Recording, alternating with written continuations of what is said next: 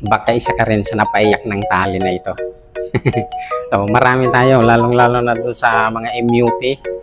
Peace sa mga taga-MUP. And then yung mga nagtitake ng ROTC, yan, mga cream, yan.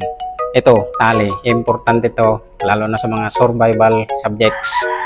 Alam nyo na, ang unang-unang ipapagawa sa atin, yung King of Knot. So, sino dito nakakalam ng King of Knot dyan? Comment na kaagad. So, bowline, King of Knot. So, gawin na natin, paano? Gumawa lang tayo ng loop, very simple lang, ayan. Ayan.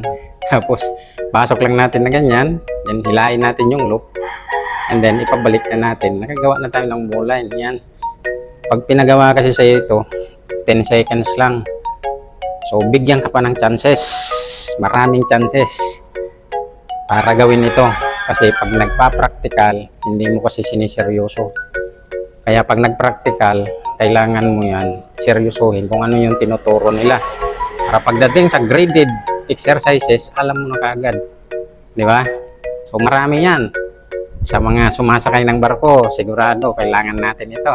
Di ba? Sa subject natin, sa SOLAS. Alam na. Bowline.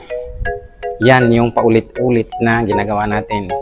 So, i-comment mo na dyan kung isa ka sa umiyak ng dahil sa tali na to. Di ba?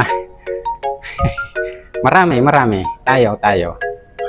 Yan. Isa rin ako doon dati. So, yan. Bowline on a bite.